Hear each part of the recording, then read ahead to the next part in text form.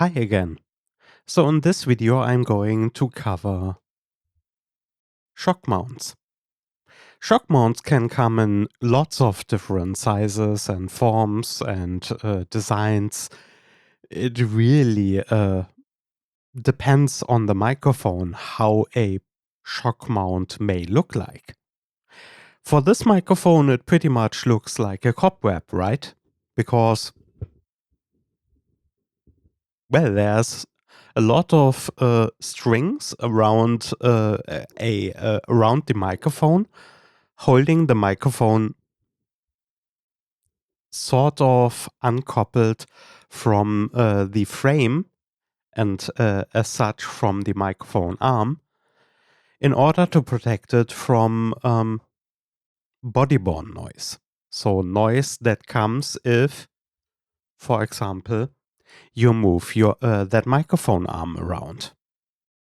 On the other hand, I have a shock mount, sorry about that, like this. Don't say it. So this is another form of shock mount. It is designed for singing microphones. And these do almost the same, as you can see. It uncouples the microphone from the frame and as such an extent from the, from the microphone arm or maybe the the microphone stand, um, do, just with a lot of with a ring of rubber. It's it's the same solution pretty much. It's just looking different. So how well does this work? Well, to be really fair, I would actually need to somehow mount this microphone directly to the microphone arm. The thing is, though, I don't find that original clip mount that would connect the microphone directly to the arm anymore. Because of that, I really can only give you this example. Here's the microphone that I use for a comparison. This microphone is directly connected to the microphone arm, to the microphone stand. Okay? So now I'm enabling this microphone and listen what's happening when I'm just grabbing the microphone arm and moving it around.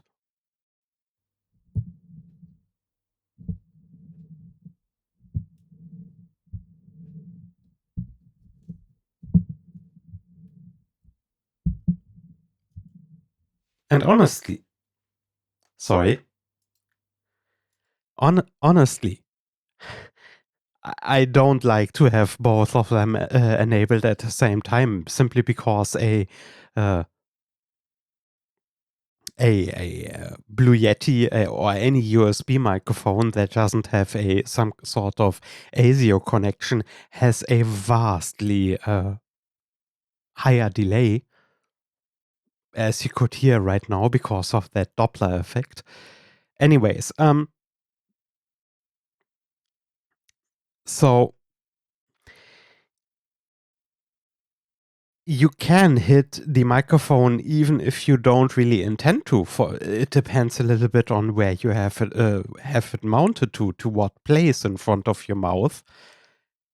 It might happen that you somehow, without really intending to, uh, touch the microphone stand with your arm, for example. It might happen, and because of that, you need some sort of additional protection from sounds like that, and that is what these things are for. Of course, you can somewhat try to do that in post, but really don't, because it doesn't really work. So that is what a shock mount does. It protects you from sounds that come from the very thing you have mounted the microphone to.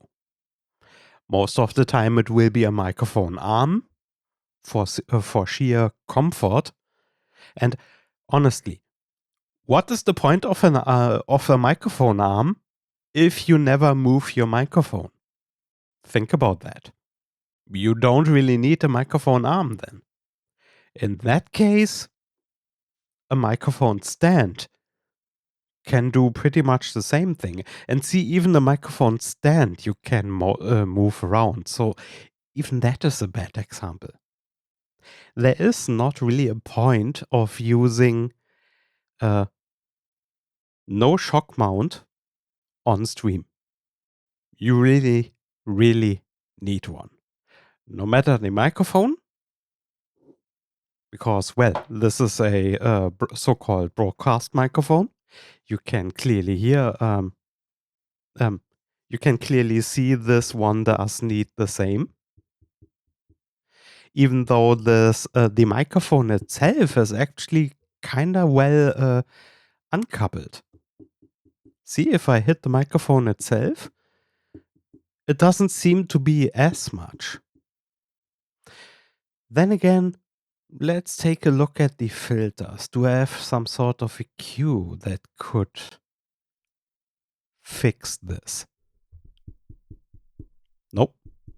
I just disabled the EQ and it pretty much was still the same. So, shock mount really needed. No matter if it looks like this, or, well, look up the shock mount for a Blue Yeti. You will have a blast and you will really start to wonder, okay, why? Why does it look like that?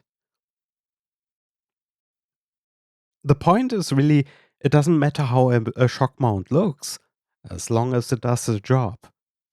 And as long as you don't buy a super, super cheap one, you know, those $5 to $10 shock mounts, don't really bother with those.